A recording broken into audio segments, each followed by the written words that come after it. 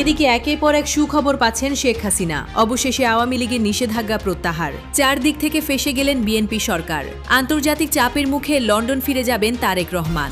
বাংলাদেশ আওয়ামী লীগের জন্য চারিদিক থেকে সুখবর আসছে। অচিরেই বাংলাদেশ আওয়ামী লীগের কার্যক্রমের উপর যে নিষেধাজ্ঞা আছে সেটা উঠে যাবে। এটাই আওয়ামী লীগের দুঃসময়, এটাই অনেক বড় সুখবর, এটাই হচ্ছে অনেক বড় প্রাপ্তি। হঠাৎ করে তারেক যে চুপচাপ, চারিদিকে নানান রহস্য এবং নানান সংখ্যা। সেনাবাহিনী ক্ষমতা নিয়ে নেবে কিনা, কারণ বিএনপি আগুন নিয়ে খেলছে, এটা বিএনপির জন্য রিস্কি। এই আগুনের ফলে তারেক রহমানকে আবার লন্ডন ফিরে যেতে হতে পারে, তিনি লন্ডন ফিরে যেতে বাধ্য হতে পারেন। এখন এই বহুমুখী আন্তর্জাতিক চাপের পুরো কেন্দ্রবিন্দুতে পরিণত হয়েছে তারেক রহমানের নেতৃত্বাধীন সরকার। 7 দিনের মধ্যে উত্তর দিতে বলেছে। তারেক রহমানের সরকারের সামনে এখন একটাই বাস্তবসম্মত পথ খোলা রয়েছে। অবিলম্বে আওয়ামী লীগের উপর থেকে নিষেধাজ্ঞা তুলে নেবে, নতুবা আন্তর্জাতিক অঙ্গনে একটি আওয়ামী লীগের রাজনীতির উপরে নিষেধাজ্ঞা উঠে যাচ্ছে 12ই এপ্রিলের পরে। সংসদের প্রথম 1 মাসের পরে প্রফেসর ইউনূসের অনেক সিদ্ধান্তই সংসদে পাস হবে না। তার মধ্যে একটা সিদ্ধান্ত হচ্ছে আওয়ামী লীগের উপরে নিষেধাজ্ঞা জারি করা। সেটা অটোমেটিকলি 12ই এপ্রিলের পরে বাতিল হয়ে যাবে। দর্শক, নতুন একটা নিউজ আপনাকে স্বাগতম। প্রিয় দর্শক, বাংলাদেশের যে বর্তমান রাজনৈতিক প্রেক্ষাপট এবং যে পরিস্থিতির সৃষ্টি হয়েছে তারই আলোকে আপনাদের সামনে কয়েকটা গুরুত্বপূর্ণ ভিডিও নিয়ে হাজির হয়েছে, যার কিছুটা অংশ বিশেষ ইতিমধ্যেই ভিডিওর শুরুতেই দেখেছেন। দর্শক, ভিডিওর শুরুটা দেখেই কিন্তু বুঝতে পেরেছেন যে আজকের নিউজটা ঠিক কতটা গুরুত্বপূর্ণ এবং ঠিক কোন বিষয়টাকে ইঙ্গিত করছে। তাই বলবো, যারা ভিডিওটি অন করেছেন না টেনে সম্পূর্ণ নিউজটি মনোযোগ সহকারে দেখতে থাকুন, তাহলে আজকের মূল বিষয়টা বুঝতে পারবেন। তো দর্শক, আর দেরি না করে চলুন দেখে আসবো আজকের সেই কাঙ্ক্ষিত ভিডিওগুলো। তবে তার আগে বলবো, যারা এখনো চ্যানেলটি সাবস্ক্রাইব করেননি অবশ্যই চ্যানেলটি সাবস্ক্রাইব করে পাশে থাকা বেল আইকনটি ক্লিক করে দিন। আর যারা ইতিমধ্যেই চ্যানেলটি সাবস্ক্রাইব করে রেখেছেন তাদেরকে অসংখ্য ধন্যবাদ। তো চলুন দর্শক, ভিডিওটিতে একটি লাইক দিয়ে আমরা ধারাবাহিকভাবে সবগুলো ভিডিওর আলোচনা দেখে আসি। জাতিসংঘ, 6টি আন্তর্জাতিক মানবাধিকার সংস্থা, মার্কিন এবং যুক্তরাজ্যের আইন প্রণেতাগণ, কমনওয়েলথের মতো প্রতিষ্ঠান সহ সকলেই অবৈধ ইউনূস সরকারকে চিঠি দিয়ে জানিয়েছিল বাংলাদেশের সবচেয়ে পুরাতন এবং বৃহৎ রাজনৈতিক দল আওয়ামী লীগের বিরুদ্ধে দেওয়া অবৈধ নিষেধাজ্ঞা তুলে নিতে। ইউনূস সরকার সেসবের তোয়াক্কা না করে একটি সাজানো নির্বাচনে ক্ষমতা তুলে দিয়ে গেছে তারেক রহমানের হাতে। এবার সেসব চিঠির দায় এবং দায়িত্ব এসে পড়েছে তারেক রহমান সরকারের হাতে। অবস্থা দৃষ্টে মনে হচ্ছে তারেক রহমানও হয়তো ডক্টর মোহাম্মদ ইউনূসের মতো এসব চাপ অগ্রাহ্য করার চেষ্টা করছেন, কিন্তু শেষ পর্যন্ত পারবেন তো? এখন বড় প্রশ্ন হয়ে দাঁড়িয়েছে যে কাঠামোগত রাজনৈতিক শূন্যতা এবং আন্তর্জাতিক জবাবদিহির চরম অভাব অবৈধ ইউনূস সরকার রেখে গেছে। ইউনূস সরকারের বর্ধিত সংস্করণ হিসাবে তারেক রহমানের প্রশাসন কি তার দায় এড়াতে পারবে না। আন্তর্জাতিক সম্প্রদায় এবং মানবাধিকার সংস্থাগুলো তাদের অবস্থান থেকে এক চুলো সরে আসেনি। Human rights watch, Amnesty International, সিভিকাস, কমিটি টু প্রোটেক্ট জার্নালিস্ট সহ শীর্ষস্থানীয় মানবাধিকার সংস্থাগুলো ইতিমধ্যেই গুম খুনের বিচার নিশ্চিত করার পাশাপাশি আওয়ামী লীগের কার্যক্রমের উপর থেকে নিষেধাজ্ঞা প্রত্যাহারের জোর দাবি জানিয়েছিল। মার্কিন কংগ্রেসের প্রভাবশালী সদস্য এবং যুক্তরাজ্যের আইন প্রণেতারাও একটি সর্বদলীয় অংশগ্রহণমূলক গণতান্ত্রিক প্রক্রিয়ার পক্ষে জোরালো অবস্থান নিয়েছে। তারা প্রত্যেকেই একমত যে বাংলাদেশের মতো একটি জনবহুল এবং ভূ রাজনৈতিকভাবে গুরুত্বপূর্ণ দেশে সবচেয়ে বড় এবং ঐতিহাসিক রাজনৈতিক দলটিকে নির্বাচনের বাইরে রেখে কোনোভাবেই প্রকৃত গণতন্ত্র প্রতিষ্ঠা সম্ভব নয়, এবং সেটা প্রমাণিত হয়ে যাচ্ছে গত 1 মাসেই। এখন এই বহুমুখী আন্তর্জাতিক চাপের পুরো কেন্দ্রবিন্দুতে পরিণত হয়েছে তারেক রহমানের নেতৃত্বাধীন সরকার। তারা হয়তো ভাবছেন যে পূর্ববর্তী অবৈধ ইউনূস সরকারের মতো তারাও নীরবতা পালন করবে কিংবা অভ্যন্তরীণ নিরাপত্তার অজুহাত দেখিয়ে এই চাপকে পাশ কাটিয়ে যাবেন, কিন্তু বিশ্বায়নের এই যুগে আন্তর্জাতিক রীতিনীতি এবং মানবাধিকার চুক্তিকে বৃদ্ধাঙ্গুলি দেখিয়ে দীর্ঘমেয়াদে টিকে থাকা যে কারো পক্ষেই প্রায় অসম্ভব। উপরন্তু তারেক রহমানের সরকারের আগের সরকারের নিরাপত্তা উপদেষ্টা রজার খলিল ওরফে খলিলুর রহমান এখন পররাষ্ট্রমন্ত্রী হিসেবে জাতিসংঘের সাধারণ পরিষদে তিনি সভাপতি হিসেবে প্রতিদ্বন্দ্বিতা করতে যাচ্ছেন। জাতিসংঘের এই চিঠির উত্তর না দিয়ে তিনি কি নির্বাচিত হতে পারবেন বলে মনে করেন? আমি মনে করি না। বিশেষ করে জাতিসংঘের মতো প্রতিষ্ঠান যখন আনুষ্ঠানিকভাবে জবাবদিহি চায়, তখন তাকে এড়িয়ে যাওয়ার অর্থ হলো রাষ্ট্র হিসাবে আন্তর্জাতিক পরিমণ্ডলে ক্রমশ একঘরে হয়ে পড়া। অবৈধ ইউনূস সরকার সাময়িকভাবে ক্ষমতা দখল করে একটি সাজানো নির্বাচনের মাধ্যমে নিজেদের প্রস্থান নিশ্চিত করলেও ইউনূস সরকারের বর্ধিত সংস্করণ তারেক রহমানের প্রশাসনকে একটি দীর্ঘমেয়াদী রাষ্ট্র পরিচালনার অগ্নি পরীক্ষায় অবতীর্ণ হতে হচ্ছে। যদি তারা আওয়ামী লীগের উপর আরোপিত অবৈধ নিষেধাজ্ঞা প্রত্যাহার না করে এবং রাজনৈতিক বন্দীদের মুক্তি দিয়ে একটি উন্মুক্ত গণতান্ত্রিক পরিবেশ নিশ্চিত করতে ব্যর্থ হয়, তবে বাংলাদেশের উপর অর্থনৈতিক এবং কূটনৈতিক নিষেধাজ্ঞার খড়গ নেমে আসার প্রবল সম্ভাবনা রয়েছে। কিছুদিন আগে ফটো শহীদুল আলম বলেছেন যে বাংলাদেশের উপর নাকি আমেরিকার নিষেধাজ্ঞা আসবে। আমিও মনে করছি নিষেধাজ্ঞা আসবে, তবে ফটো শহীদুল যে কারণে বলেছিলেন সে কারণে নয়। এই কারণে যে কথা এখন বলছি, একটি গণতান্ত্রিক রাষ্ট্র ব্যবস্থায় কোনো রাজনৈতিক দলের লাখ লাখ কোটি কোটি সমর্থককে আইনি মার প্যাচে রাজনীতি থেকে নির্বাসিত করা যায় না। আন্তর্জাতিক বিশ্ব এই বার্তাটি খুব স্পষ্টভাবে ঢাকার নতুন শাসকদের বুঝিয়ে দিচ্ছে। 7 দিনের মধ্যে উত্তর দিতে বলেছে। আওয়ামী লীগকে বাইরে রেখে বাংলাদেশের রাজনৈতিক সমীকরণ মেলানো দেশি এবং বিদেশি কোনো কুশীলবের পক্ষেই সম্ভব হচ্ছে না। জাতিসংঘের চিঠি শুধু একটি সতর্ক বার্তা ছিল না, এটি ছিল বাংলাদেশের ভবিষ্যৎ গণতান্ত্রিক যাত্রার একটি আন্তর্জাতিক রূপরেখা বা রোডম্যাপ। অবৈধ ইউনূস সরকার সেই রূপরেখা বাস্তবায়নে চরমভাবে ব্যর্থ হয়ে নিজেদের অবৈধতাকে আরো প্রকট করে তুলেছে। এখন তারেক রহমানের নেতৃত্বাধীন ইউনূস সরকারের বর্ধিত সংস্করণ যদি এই একই ভুল পথে হাঁটে, তবে তাদের পরিণতিও খুব সুখকর হওয়ার কোনো কারণ নেই। রাজনীতিতে সাময়িক সুবিধা লাভের জন্য একটি বৃহৎ বিরোধী দলকে নিশ্চিহ্ন করার কৌশল হয়তো কিছুদিন কাজ করতে পারে, কিন্তু আন্তর্জাতিক মহলের কড়া নজরদারি এবং আইনের শাসনের বিশ্বজনীন মাপকাঠিতে তা কখনোই ধোপে টেকে না, টিকবে না। তারেক রহমানের সরকারের সামনে এখন একটাই বাস্তবসম্মত পথ খোলা রয়েছে। হয় তারা জাতিসংঘের 10টি প্রশ্নের সদুত্তর দিয়ে গণতান্ত্রিক বহুত্ববাদ ফিরিয়ে আনবে এবং অবিলম্বে আওয়ামী লীগের উপর থেকে নিষেধাজ্ঞা তুলে নেবে, নতুবা আন্তর্জাতিক অঙ্গনে একটি বিচ্ছিন্ন কর্তৃত্ববাদী এবং অগণতান্ত্রিক সরকার হিসেবে নিজেদের অনিবার্য পতন ডেকে আনবে। চোরায় হয়তো ধর্মের কাহিনী শোনে না, কিন্তু আন্তর্জাতিক রাজনীতি এবং কূটনীতির নির্মম অর্থনৈতিক এবং কূটনৈতিক বাস্তবতা শেষ পর্যন্ত যে কোনো অগণতান্ত্রিক শাসককেই সঠিক পথটি বেছে নিতে বাধ্য করে। তারেক রহমানের সরকার এখন একটি কঠিন পরিস্থিতির মুখোমুখি। একদিকে তাদের দলীয় রাজনীতির স্বার্থে আওয়ামী লীগকে রাজনীতির বাইরে রাখা, অন্যদিকে আন্তর্জাতিক চাপ এবং বৈধতার সংকট। জাতিসংঘের বিশেষজ্ঞরা স্পষ্ট করেছেন যে গুরুতর অপরাধে অভিযুক্ত ব্যক্তিদের স্বাধীন এবং নিরপেক্ষ আদালতে ন্যায্য বিচারের মাধ্যমে জবাবদিহির আওতায় আনা উচিত, কিন্তু একই সাথে তারা সতর্ক করেছেন এমন সামগ্রিক রাজনৈতিক নিষেধাজ্ঞা থেকে বিরত থাকতে হবে যা পুরো একটি দল, তার সমর্থক গোষ্ঠী এবং বৃহত্তর গণতান্ত্রিক প্রক্রিয়াকে প্রভাবিত করে। এই প্রেক্ষাপটে তারেক রহমান সরকারের সামনে বেশ কয়েকটি বিকল্প রয়েছে। প্রথমত, তারা জাতিসংঘের প্রশ্নগুলোর জবাব দিতে পারেন এবং আওয়ামী লীগের উপর থেকে নিষেধাজ্ঞা প্রত্যাহার করতে পারেন। দ্বিতীয়ত, তারা ইউনূস সরকারের মতো নীরব থেকে আন্তর্জাতিক চাপ উপেক্ষা করার চেষ্টা করতে পারেন। তৃতীয়ত, তারা আওয়ামী লীগের কিছু নেতাকর্মীকে মুক্তি দিয়ে এবং দলের আংশিক কার্যক্রমের অনুমতি দিয়ে আন্তর্জাতিক চাপ কমানোর চেষ্টা করতে পারেন। কিন্তু বাস্তবতা হলো তারেক রহমানের সরকার ইউনূস সরকারের ধারাবাহিকতা আসলে জুলাই সন্ত্রাসের পর থেকে যে রাজনৈতিক নিপীড়ন এবং মানবাধিকার লঙ্ঘনের ঘটনা ঘটেছে তার জন্য তারেক রহমানের সরকার, ইউনূসের সরকার সমানভাবে দায়ী। আওয়ামী লীগকে রাজনীতিতে ফিরিয়ে আনার অর্থ হবে তাদের নিজেদের রাজনৈতিক ভবিষ্যৎ নিয়ে অনিশ্চয়তা, এটা তারা বোঝে। একই সাথে আওয়ামী লীগের বিরুদ্ধে যেসব মিথ্যা মামলা দেওয়া হয়েছে সেসব প্রত্যাহার করতে হবে, কারণ সেসব মামলা সমস্ত বিএনপি নেতাকর্মীরাই করেছে। হাজার হাজার নেতাকর্মীকে মুক্তি দিতে হবে। এসব করা তারেক রহমান সরকারের জন্য হয়তো রাজনৈতিকভাবে আত্মহত্যার শামিল হবে, সেটা তারা মনে করছে, কিন্তু এসব করলে আত্মহত্যা করতে হবে না সরকারকে। অন্যদিকে আন্তর্জাতিক চাপ ক্রমাগত বৃদ্ধি পাচ্ছে। জাতিসংঘের চিঠির পর আরো কোনো আনুষ্ঠানিক পদক্ষেপ আসতে পারে। ইউরোপীয় ইউনিয়ন, অস্ট্রেলিয়া, কানাডা সহ অন্যান্য গণতান্ত্রিক দেশগুলো থেকে চাপ আসার সম্ভাবনা রয়েছে। বিশেষ করে বাংলাদেশের অর্থনৈতিক স্বার্থ যেসব দেশের সাথে জড়িত, তারা যদি এই বিষয়ে অবস্থান নেয় তাহলে পরিস্থিতি আরো জটিল হবে। বর্তমান পরিস্থিতিতে তারেক রহমান সরকারের জন্য সবচেয়ে বড় চ্যালেঞ্জ হলো আন্তর্জাতিক বৈধতা অর্জন। একটি সাজানো নির্বাচনের মাধ্যমে ক্ষমতায় এসে দেশের প্রধান এবং পুরনো রাজনৈতিক দলকে নিষিদ্ধ রেখে তারা কিভাবে আন্তর্জাতিক সম্প্রদায়ের কাছে নিজেদের বৈধতা প্রমাণ করবেন বলুন তো? জাতিসংঘের চিঠিতে যে উদ্বেগের কথা বলা হয়েছে তার জবাব না দিলে তারাও ইউনূস সরকারের মতো একটি অবৈধ সরকার হিসেবে বিবেচিত হবেন।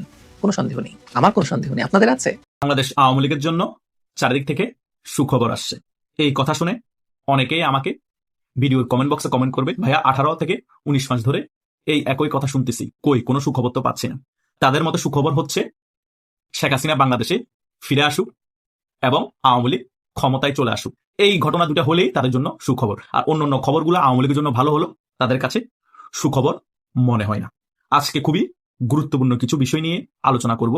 আশা করছি আপনারা শেষ পর্যন্ত ভিডিওটি দেখবেন এবং কারো কোনো যদি প্রশ্ন থাকে এবং কোনো মতামত থাকে নির্দ্বিধায় আমার ভিডিওর কমেন্ট বক্সে কমেন্ট করতে পারেন। প্রথমত, ডক্টর ইউনূসের শাসনামলেও কিন্তু জাতিসংঘ থেকে ডক্টর ইউনূসকে 29শে ডিসেম্বর একটি চিঠি দিয়েছিল জাতিসংঘ থেকে। সেখানে উল্লেখ করা হয়েছিল বাংলাদেশ আওয়ামী লীগকে কেন নিষিদ্ধ করে রাখা হয়েছে এবং বাংলাদেশ আওয়ামী লীগের নেতাকর্মীদেরকে কেন নির্বিচারে গণগ্রেপ্তার করা হচ্ছে এবং গণতান্ত্রিক দেশে এত বড় একটি রাজনৈতিক দলকে কেন নির্বাচনে অংশগ্রহণ করতে দেওয়া হচ্ছে না। এই সকল বিষয় তুলে ধরে ডক্টর ইউনূসকে অনেক প্রেশার ক্রিয়েট করেছিল জাতিসংঘ থেকে এবং একটি চিঠিও পাঠিয়েছিল, কিন্তু ওই চিঠি জনসম্মুখে আসতে দেয়নি এই ফেসিস্ট ডক্টর ইউনূস সরকার। কিন্তু জনসম্মুখে তখন না আসলো, আস্তে আস্তে সে সকল বিষয় এখন মিডিয়ার মধ্যে ছড়িয়ে পড়েছে এবং বিএনপি সরকারকেও যে জাতিসংঘ থেকে একটি চিঠি পাঠিয়েছে সেটা আমরা গতকালকে সকল নিউজ মিডিয়ায় দেখতে পেয়েছি। সেখানেও সেম জিনিস উল্লেখ করা আছে, বাংলাদেশ আওয়ামী লীগের উপর যে নিষেধাজ্ঞা আছে সেটা কেন এখনো তোলা হচ্ছে না এবং নির্বিচারে কেন গণগ্রেপ্তার করা হচ্ছে বাংলাদেশ আওয়ামী লীগের নেতাকর্মীদেরকে। শুধু তাই নয়, এবং মামু ভাগনা যে একটি পাতানো নির্বাচন হয়েছে বাংলাদেশ আওয়ামী লীগকে ছাড়া, সে সকল বিষয় কিন্তু উল্লেখ করা হয়েছে। এখন অনেকেই বলতে পারেন জাতিসংঘ থেকে বিবৃতি দিলে, চিঠি পাঠালে কি এমন হবে? কিছুই তো হবে না। বিএনপি যদি নিষিদ্ধ আওয়ামী লীগের কার্যক্রম আসে সেটা যদি না তোলে। ভাই, আওয়ামী লীগের আমলও জাতিসংঘ থেকে অনেক চিঠি পাঠিয়েছে, কূটনীতিকভাবে আমেরিকা থেকে অনেক প্রেশার ক্রিয়েট করা হয়েছিল। শেখ হাসিনা কিন্তু এই সকল বিষয় তেমন তোয়াক্কা করেনি। এখন যেমন ডক্টর ইউনূস করেছিল এবং বিএনপিও করে যাচ্ছে। ফলাফল আমরা কি দেখতে পেয়েছি? 5 আগস্টে ষড়যন্ত্রমূলক গণ অভ্যুত্থান। শেখ হাসিনা এত শক্তিশালী রাজনৈতিক দল আওয়ামী লীগ থাকার পরও, এত শক্তিশালী প্রশাসন থাকার পরও শেখ হাসিনা কি ঠেকাতে পেরেছে? পারে নাই। শেষ পর্যন্ত কি হয়েছে? আওয়ামী লীগের নেতারা এবং শেখ হাসিনা সহ অনেকে ভারতে চলে যেতে বাধ্য হয়েছে। সো জাতিসংঘ একটা ফ্যাক্ট, ইউরোপীয় ইউনিয়ন একটা ফ্যাক্ট এবং আমাদের পার্শ্ববর্তী দেশ ভারত একটা ফ্যাক্ট এবং আমেরিকা একটা ফ্যাক্ট। কাউকে আপনি ছোট করে দেখতে পারবেন না। হয়তোবা এখন বিএনপি নতুন সরকার গঠন করেছে, এখনো মনে হচ্ছে জনগণের সম্পৃক্ততা আছে, জনগণ সমর্থন করছে বিএনপি সরকারকে, তারা এখন ওভার কনফিডেন্সে আছে, তাদের সাথে জামাত এবং এনসিপিও আছে, আওয়ামী লীগের ব্যাপারে তারাও বিএনপিকে সমর্থন দিবে, জনগণও পাশে আছে। এই সকল বিষয় চিন্তা করে খুব তাড়াতাড়ি তারা আওয়ামী লীগের কার্যক্রমের উপর যে নিষেধাজ্ঞা আছে সেটা তুলতে চাচ্ছে না, যতই প্রেশার আসুক না কেন। কিন্তু এই প্রেশার বেশি দিন নিতে পারবে না, কারণ এই 6 থেকে 7 এপ্রিলে আবার এই খলিলুর রহমান বাংলাদেশের পররাষ্ট্রমন্ত্রী সে ভারতে যাবে। ভারতও কিন্তু বাংলাদেশ আওয়ামী লীগের ব্যাপার নিয়ে একটি দ্বিপক্ষীয় বৈঠক হবে দিল্লিতে। সেই ব্যাপারে আমি গতকালকে একটি ভিডিও বানিয়েছিলাম, সেখানে কি কি বিষয় নিয়ে আলোচনা হবে সেগুলো আমি সম্ভাব্য ব্যাপারগুলো আপনাদের কাছে আলোচনা করে ভিডিওতে তুলে ধরেছিলাম। আওয়ামী লীগের বিষয় থাকবে, বাংলাদেশ এবং ভারতের সম্পর্ক আগের থেকে কিভাবে ভালো করা যায় সেটার বিষয় থাকবে, আরো অনেক বিষয় সেখানে থাকবে। কিন্তু আওয়ামী লীগের বিষয়টা খুবই গুরুত্বপূর্ণ আলোচনার মধ্যে থাকবে, সেটা আমি আপনাদেরকে ক্লিয়ার করে বলেছিলাম। এইদিকে জাতিসংঘের চাপ, এইদিকে ভারতের কূটনীতিক চাপ, এবং বাংলাদেশ আওয়ামী লীগের নেতাকর্মীরাও রাজপথে সংগঠিত হয়ে নামার জন্য প্রস্তুতি নিচ্ছে, সেটার চাপ, সকল চাপ কিন্তু এখন বিএনপি ফেস করতে হবে। আর সবচেয়ে গুরুত্বপূর্ণ বিষয় হচ্ছে বাংলাদেশের দুর্ভিক্ষ অবস্থা হচ্ছে, জনগণেরও চাপ বিএনপির উপর থাকবে, কারণ যুদ্ধ কিন্তু খুব তাড়াতাড়ি বন্ধ হচ্ছে না। যুদ্ধ যত লং টার্ম ধরে চলবে ততই বিএনপি সরকার চাপে পড়বে। কূটনীতিক চাপ, জাতিসংঘের চাপ, বাংলাদেশ আওয়ামী লীগের নেতাকর্মীদের চাপ, জনগণের চাপ, সকল চাপ একসাথে নিতে বিএনপি পারবে না। সো আগামীতে বাধ্য হয়ে বাংলাদেশ একটা ব্যালেন্স রাখার জন্য এবং দুর্ভিক্ষ থেকে বাঁচানোর জন্য বাংলাদেশ আওয়ামী লীগের উপর যে কার্যক্রম নিষেধাজ্ঞা আছে সেটা অটোমেটিক তুলতে হবে। কিন্তু বাংলাদেশ আওয়ামী লীগের নেতাকর্মীরা ঘরে বসে থাকলে হাওয়ার মধ্যে দিয়ে নিষেধাজ্ঞা উঠে যাবে, সেটা মনে করাও ভুল। সকল চাপ থাকবে, সকল কিছু হবে, বাংলাদেশ আওয়ামী লীগের নেতাকর্মীদেরকে সংগঠিত হয়ে একটু রাজপথে নামিয়েও এই সরকারকে প্রেশার ক্রিয়েট করতে হবে, তাহলে অচিরেই বাংলাদেশ আওয়ামী লীগের কার্যক্রমের উপর যে নিষেধাজ্ঞা আছে সেটা উঠে যাবে। এটাই হচ্ছে রিয়েলিটি। সো হতাশাগ্রস্ত হওয়ার কিছু নাই, এটাই আওয়ামী লীগের দুঃসময়, এটাই অনেক বড় সুখবর, এটাই হচ্ছে অনেক বড় প্রাপ্তি। আপনারা সুখবর মানি ধরে নিবেন না যে শেখ হাসিনা কালকেই বাংলাদেশে ফিরে আসছে, সুখবর মানি ধরে নিবেন না যে বিএনপি কালকেই পতন হয়ে যাচ্ছে, আওয়ামী লীগ আবার ক্ষমতায় আসে, শেখ হাসিনা আবার প্রধানমন্ত্রী হয়ে যাচ্ছে। এই চিন্তা মাথা থেকে ফেলে দেন। সুখবর মানি হচ্ছে আওয়ামী লীগের রাজনীতিতে ফিরে আসার গল্প, আওয়ামী লীগ রাজনীতি আগের মতো ফিরে এসে রাজনীতি করবে, সেটাই হচ্ছে এখন বড় প্রাপ্তি, সেটাই হচ্ছে বড় সুখবর। কারণ একটি রাজনৈতিক দল গণ অভ্যুত্থানের মাধ্যমে পতন হলে ষড়যন্ত্রমূলক হোক বা জনরোষ হোক, সেই রাজনৈতিক দলে ফিরে আসতে অনেক সময়ের প্রয়োজন হয়। কিন্তু বাংলাদেশ আওয়ামী লীগ বাংলাদেশের অনেক বড় রাজনৈতিক দল হওয়ার কারণে এবং বহির্বিশ্বে অনেক প্রভাবশালী দেশের সাথে সম্পর্ক থাকার কারণে অনেক তাড়াতাড়ি বাংলাদেশের রাজনীতি ফিরে আসছে, কার্যক্রম নিষেধাজ্ঞা থাকার পরেও তাদের কার্যক্রম চালিয়ে নিতে পারছে। এটাই হচ্ছে বাংলাদেশ আওয়ামী লীগের সবচেয়ে বড় প্রাপ্তি। সো হতাশাগ্রস্ত হওয়ার কিছু নেই, উজ্জীবিত হন, উজ্জীবিত হয়ে সকলে একে অপরের সাথে যোগাযোগ করে কানেক্টেড হন এবং সংগঠিত হয়ে কিভাবে তাড়াতাড়ি রাজপথে নেমে এই সরকারকে চাপ দিতে পারবেন আপনাদের দাবি আদায়ের জন্য এবং আওয়ামী লীগের কার্যক্রম যে নিষেধাজ্ঞা আছে সেটা তোলার জন্য। সেটাই বাংলাদেশ আওয়ামী লীগের জন্য মঙ্গলজনক হবে। একে অপরের ভুল ধরাধরি বন্ধ করেন, একে অপরের সমালোচনা করা বন্ধ করেন। কে বিদেশ বসে আছে, কে বাংলাদেশে আছে, এই সকল বিষয় নিয়ে আমরা 17-18 মাস অনেক আলোচনা করেছি। এখন অন্তত সে সকল বিষয় বন্ধ করে সকলে ঐক্যবদ্ধ হয়ে, কে কোন নেতা রাজনীতি করে সকল কিছু ভুলে গিয়ে, সকল গ্রুপিং ভুলে গিয়ে সকলে একই প্ল্যাটফর্মে এসে ঐক্যবদ্ধ হয়ে সংগঠিত কিভাবে রাজপথে নেমে আন্দোলন সংগ্রাম গড়ে তুলবেন, শেখ হাসিনাকে কিভাবে দেশে ফিরিয়ে আনবেন, বাংলাদেশ আওয়ামী লীগের কার্যক্রমের উপর কিভাবে নিষেধাজ্ঞা তুলবেন এবং জেলের মধ্যে যে সকল নিরীহ রাজবন্দী আছে গ্রেপ্তার করে রেখেছে তাদেরকে কিভাবে মুক্তি করবেন সেদিকে ফোকাস দেন। এই 2-3টা বিষয় যদি আপনারা ফোকাস দিতে পারেন, আমি 100% শিওরলি বলতে পারি 2-1 মাসের মধ্যে বাংলাদেশ আওয়ামী লীগের কার্যক্রমের উপর নিষেধাজ্ঞা উঠে যাবে এবং বাংলাদেশ আওয়ামী লীগ বাংলাদেশের বুকে আবার বুক ফুলিয়ে রাজনীতি করতে পারবে। কেউ দমিয়ে রাখতে পারবে না, কারণ বহির্বিশ্বের কূটনীতিক সাপোর্ট আছে, জাতিসংঘের প্রেশার আছে, ভারত তো আমাদের পার্শ্ববর্তী দেশ 100% সাপোর্ট দিবে, রাশিয়াও সাপোর্ট দিবে, আর আমেরিকা এখানে নিউট্রাল থাকবে। আমেরিকা কোনো পক্ষ নিবে না, কারণ আমেরিকা ইসরায়েল যুদ্ধে অলরেডি বিজি আছে। সো আমি যে সকল কথা এই ভিডিওর মধ্যে বলেছি, আপনারা যদি সেই সকল বিষয় 100% করতে পারেন তাহলে মোটামুটি আওয়ামী লীগের জন্য অচিরে খুব ভালো সময় আসছে। হঠাৎ করে তারেক জিয়া চুপচাপ, চারিদিকে নানান রহস্য এবং নানান সংখ্যা, এবং মানুষ বলাবলি করছে সেনাবাহিনী ক্ষমতা নিয়ে নেবে কিনা, কারণ বিএনপি আগুন নিয়ে খেলছে, এটা বিএনপির জন্য রিস্কি। গণভোটের রায়কে উপেক্ষা করে গণভোটকে ধামাচাপা দিয়ে কোনো রেজিম ক্ষমতায় থাকবে, এটা তো ইম্পসিবল। 70% জনগণ যে রায় দিয়েছে সেটাকে বিএনপি অগ্রাহ্য করতে চাচ্ছে, ধামাচাপা দিতে চাচ্ছে। তো এটা স্বাভাবিকভাবে এতে জনগণ বিস্ফোরিত হবে এবং জনগণ আন্দোলন করবে। জামাত এনসিপি অলরেডি বলেছে তারা আন্দোলন করবে। অতএব এই জায়গায় সেনাবাহিনীর একটা দায়িত্ববোধ এসে যায় যে 70% জনগণের মতামতকে অগ্রাহ্য করছে ক্ষমতাসীনরা, জনগণ আন্দোলন করছে, বিরোধী দল আন্দোলন করছে, এই জায়গায় তাদের একটা করণীয় আছে। তারা বিএনপিকে বাধ্য করতে পারে অথবা ক্ষমতা নিয়ে নিতে পারে, এরকম সংখ্যাও আছে। সেই জায়গায় কেউ বলছেন যে এমন আগুন নিয়ে খেলছে বিএনপি যাতে সেনাবাহিনীর মাধ্যমেই, যেহেতু এটা গণভোট একটা স্পর্শকতার বিষয়, অধিকাংশ জনগণের মতামতকে উপেক্ষা করা, এই আগুনের ফলে তারেক রহমানকে আবার লন্ডন ফিরে যেতে হতে পারে, তিনি লন্ডন ফিরে যেতে বাধ্য হতে পারেন। যার এই যে জল্পনা কল্পনা জনমনে, এটা অনেকটা সত্য হচ্ছে বা অনেকটা জোরালো হচ্ছে তারেক রহমানের চুপচাপ ভাব দেখে। আপনারা দেখছেন যে তারেক রহমান কোনো কথা বলছে না। হ্যাঁ, কথা বলছেন, যা বলছেন ওটা নিয়ে কারো কোনো আগ্রহ নেই। যেমন তারেক রহমান প্রধানমন্ত্রী সংসদে প্রশ্নোত্তর পর্ব দিয়েছেন, তিনি যে প্রশ্নোত্তর দিয়েছেন ওটা নিয়ে আমাদের কোনো আগ্রহ নেই, ওটা পত্রিকাও কেউ পড়ে না, আমরা ওটা নিয়ে আলোচনা করি না। আমাদের আলোচনার বিষয় আগ্রহ জুলাই সনদ, গণভোট এবং সংবিধান সংস্কার নিয়ে। এইসব বিষয়ে তারেক রহমান সংসদে উপস্থিত থাকলেও কিছু বলেন না কেন? এবং দেখেন, তারেক রহমান উপস্থিত, তার পক্ষে সালাউদ্দিন আহমেদ প্রস্তাব করেন যে আমরা সংবিধান সংশোধনের জন্য একটা কমিটি গঠন করি, সরকারি দল বিরোধী দল আসেন। এই প্রস্তাব প্রধানমন্ত্রীর পক্ষে, প্রধানমন্ত্রী উপস্থিত থাকতে আরেকজনকে করতে হবে কেন? কেন প্রধানমন্ত্রীর মুখে কি ঠাড়া পড়েছে, না মুখে প্যারালাইসিস হয়েছে? তিনি চুপচাপ কেন? এর মানে এই যে বিতর্কিত বিষয়, এটা নিয়ে কথা বলার সাহস তারেক রহমানের নেই, যার ফলে আপনি দেখছেন যে জুলাই সনদ নিয়ে এত কিছু হচ্ছে। 2 ঘন্টা আলোচনা হলো মুলতবি প্রস্তাবের উপর ভিত্তি করে, একটা পর্যায়ে ওয়াকআউটের মতো ঘটনাও ঘটলো পরিশেষে, এবং রাজপথে নামার ঘোষণাও আসলো। কিন্তু তারপরও প্রধানমন্ত্রী, যার দিকে পুরো জাতি তাকিয়ে, এবং তাকে জিয়া পুত্র এবং খালেদা পুত্র হিসেবে আলাদা একটা ইমোশনাল একটা রেসপেক্ট জনগণ করে, সেই খালেদা পুত্র জিয়া পুত্র একদম চুপচাপ মুখে কুলু পেটেছেন, কিচ্ছু বলেন না কেন? এটা রহস্যজনক। দর্শক, আরেকজনের মাধ্যমকে বলান কেন এইসব জায়গায়? এটার মূল কারণ হচ্ছে, যদি বলতে যান তাহলে যদি সঠিক বলেন তাহলে তো হয়ে গেল, দাবি মানা হয়ে গেল। আর সঠিক বলতে পারেন না, কারণ তার হাত পা বাঁধা। ভারত বলেছে যে 72 সংবিধান রক্ষা করতে হবে, এট এনি কস্ট। এই জন্য তারেক রহমান এটা নিয়ে বলতে পারছি না। আর যদি উল্টাপাল্টা বলেন সালাউদ্দিন আহমেদের মতো, তাহলে তারেক রহমান এমন গালি খাবেন, খালেদা পুত্র এবং জিয়া পুত্র হিসেবে তার যতটুকু রেসপেক্ট অবশিষ্ট আছে, এটা কিছুই থাকবে না।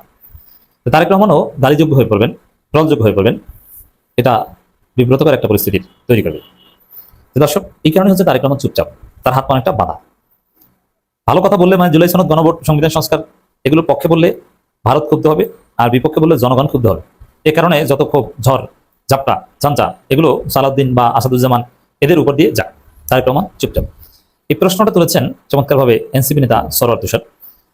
দেখেন, সরোয়ার তুষার এবং তারেক রহমানের মধ্যে যথেষ্ট মিল আছে। সরোয়ার তুষারও ইন্টার পাস, মানে ইউনিভার্সিটি ড্রপ আউট, পড়াশোনা হয়নি, ইউনিভার্সিটি ভর্তি হয়েছেন কিন্তু পড়াশোনা হয়নি। তারেক রহমানও ইন্টার পাস, ইউনিভার্সিটি ভর্তি হয়েছেন কিন্তু ড্রপ আউট। মানে এই জায়গায় কিন্তু একটা মিল আছে। কিন্তু পার্থক্য দেখেন, সরোয়ার তুষার সংবিধান বুঝেন, সংবিধানের ব্যাখ্যা দিতে পারেন, এবং প্রচুর পড়াশোনা তিনি করেছেন। তিনি একজন লেখক, এবং সংবিধান নিয়ে এমনভাবে কথা বলেন মনে হয় যেন একজন আইন বিশেষজ্ঞ বা আইনের প্রফেসর। তো সরোয়ার তুষার ইন্টার পাস হয়ে এই যোগ্যতা অর্জন করতে পারলেন, কিন্তু তারেক রহমান তিনি তো কথাই বলেন না, এইসব সাংবিধানিক কোনো বিষয়ে একটু শব্দ করেন না। কেন কথা বলতে পারেন না? যদি ভুল হয়ে যায় সেই ভয় লাগে, তাহলে কেন বলছেন না, চুপচাপ কেন? এটা একটা রহস্য। সরোয়ার তুষার প্রশ্ন তুলেছেন, সংসদ নেতার পক্ষে স্বরাষ্ট্রমন্ত্রী কেন প্রস্তাব দেন? ওই যে আমি বলেছি যে সংসদ নেতা মানে প্রধানমন্ত্রীর মুখে কি ঠাড়া পড়েছে?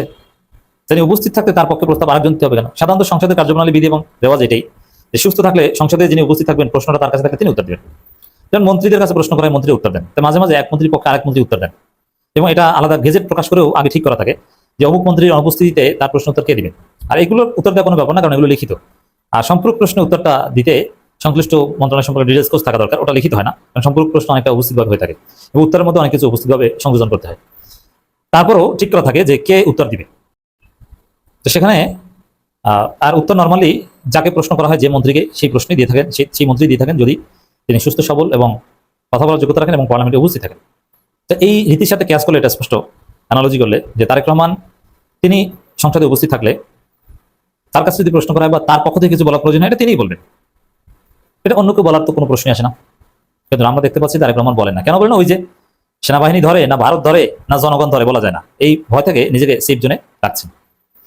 সংবিধান সংশোধন কমিটি গঠন প্রসঙ্গে সংসদ নেতার পরিবর্তে স্বরাষ্ট্রমন্ত্রী কেন প্রস্তাব দিচ্ছেন, এ নিয়ে প্রশ্ন তুলছেন জাতীয় নাগরিক পার্টির যুগ্ম আহ্বায়ক সরোয়ার তুষার।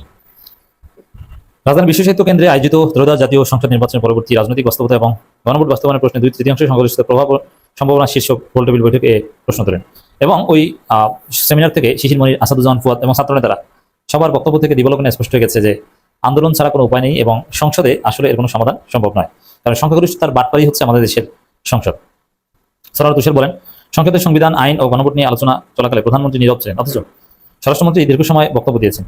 তিনি প্রশ্ন রাখেন, সংসদ নেতার পক্ষে স্বরাষ্ট্রমন্ত্রী কেন প্রশ্ন উত্থাপন করবেন? প্রধানমন্ত্রী নীরবতা নিয়ে সমালোচনা করে তিনি বলেন, এ ধরনের নির্বাক রাজনীতি ভবিষ্যৎ কি প্রভাব ফেলবে এ নিয়ে প্রশ্ন রয়েছে। যে ভেলকি বিএনপি দেখাতে যাচ্ছে সেটা ব্যাকফায়ার করে বলে মন্তব্য করেন তিনি। তো ব্যাকফায়ার করার ভয় আছে, এবং এটা একটা ভেলকিবাজি বলেই তারেক রহমান নিজেকে ভেলকিবাজ হিসেবে উপস্থাপন করতে যাচ্ছেন না। এই কারণে ভেলকিবাজিটা সালাউদ্দিনকে দিয়ে করাচ্ছেন। সালাউদ্দিন তো এমনিই গালি খাচ্ছেন, মানুষ দেখতে পারে না, তারও গালি খাক, আর সালাউদ্দিনের লাজ লজ্জা নাই, সমস্যা নাই, কিন্তু তারেক রহমান গালি খেলে এটা একটা সমস্যা। এটা হচ্ছে তার নীরবতা এবং চুপচাপ থাকার আসল কারণ। প্রিয় দর্শক, আমি আশা করছি সবগুলো ভিডিও আপনি মনোযোগ সহকারে দেখেছেন। সেই সাথে দর্শক, এই ভিডিওগুলো সম্পর্কিত যদি কোনো তথ্য বা মতামত থাকে তাহলে তো অবশ্যই কমেন্ট করে জানিয়ে দিন। এতক্ষণ সাথে থাকার জন্য ধন্যবাদ। নিউজটি শেষ করছে এখানেই, ফিরছে আগামী ভিডিওতে নতুন কোনো টপিক নিয়ে। আল্লাহ হাফেজ।